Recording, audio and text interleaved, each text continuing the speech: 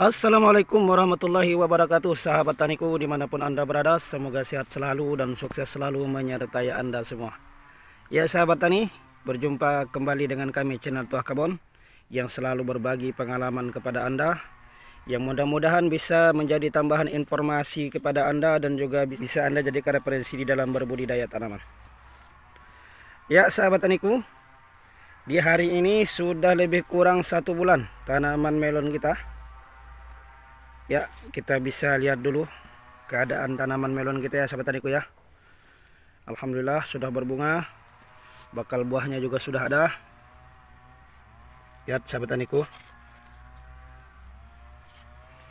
Ya sahabat tani, di edisi hari ini kita akan berbagi kepada Anda, berbagi pengalaman tentang penyapraian dalam rangka mengendalikan penyakit kresek.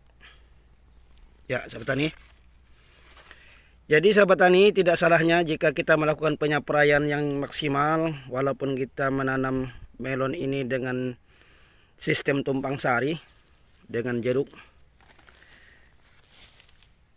Tapi keseriusan kita harus selalu kita utamakan, karena di dalam sebuah istilah, usaha tidak akan mengkhianati hasil.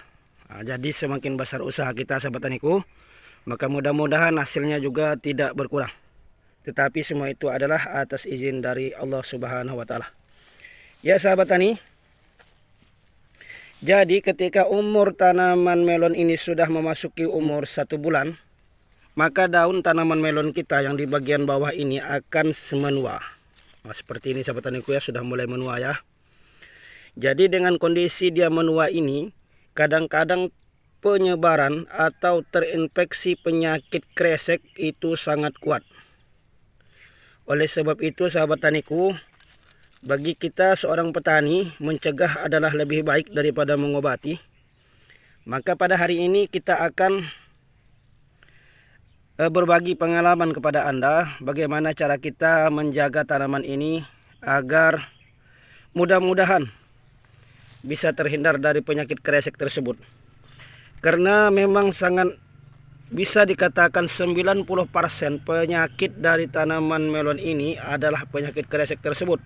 Dan tidak sedikit teman-teman kita yang gagal oleh penyakit itu, sehingga mengakibatkan gagal panen.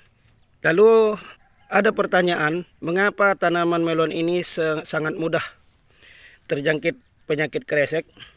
Jawabannya sahabat taniku, karena memang model dari tanaman melon ini, daunnya ini berbulu-bulu. Dan inilah yang mengakibatkan dia mudah sekali terjangkit penyakit kresek, karena embun yang ada pada tanaman melon tidak kunjung jatuh. Dan spora-spora dari jamur yang berterbangan juga sangat mudah untuk berhenti dan bermalam. Sehingga dengan berhenti dan bermalam, lalu dia pun numpang hidup di daun tanaman melon kita. Dan itulah yang menyebabkan tanaman melon kita terinfeksi penyakit jamur. Oke sahabat tani, kita langsung saja kepada pestisida yang akan kita gunakan pada hari ini. Kita masih menggunakan Azoka Plus dari PT Kapal Terbang. Kenapa kita menggunakan Azoka Plus ini? Sering kita sampaikan bahwa Azoka Plus ini memiliki 2 bahan aktif yang cukup bagus, yakni memiliki bahan aktif yang pertama adalah azoxystrobin dan yang kedua adalah chlorothalonil. Di mana azoxystrobin ini memiliki kemampuan sistemik sahabat taniku, sehingga dengan memiliki kemampuan sistemik ini bisa masuk ke dalam jaringan tanaman, sehingga bisa melakukan pengobatan ataupun melakukan perlindungan secara mendalam dari jaringan tanaman tersebut. Sedangkan chlorothalonil adalah merupakan sebuah bahan aktif yang memiliki kemampuan kontak serta protektif. Protektif artinya bisa melindungi ya sahabat taniku ya. Dan juga chlorothalonil ini memiliki spektrum yang sangat luas, bukan hanya sekedar untuk menanggulangi penyakit kresek, dia juga bisa menanggulangi penyakit-penyakit yang lain, bercak daun dan lain sebagainya. Oleh sebab itu sahabat taniku, Pak Tuah merekomendasikan 2 bahan aktif ini untuk kita gunakan di dalam menjaga tanaman melon ini. Dan yang kedua, sahabat taniku, kita menggunakan masih ya ini kelanit, Merauke kelanit. Ini adalah pupuk kalsium nitrat yang kita harapkan bisa membuat tanaman kita ini pembentukan jaringannya semakin tebal, sehingga bisa mengurangi dari dampak infeksi, dari dampak penyebaran penyakit kresek yang kita khawatirkan itu. Ya sahabat tani, kita hanya menggunakan di 2 bahan aktif ini saja di pagi hari ini, karena sesuai dengan sering Pak Tuah sampaikan bahwa kadang-kadang penyerbukan tanaman melon ini itu dilakukan oleh angin, kemudian juga dilakukan oleh serangga, dan kita sangat mengkhawatirkan ketika kita melakukan penyemprotan di pagi hari ini dengan menggunakan insek, itu akan mengganggu dari penyerbukan yang dilakukan oleh serangga.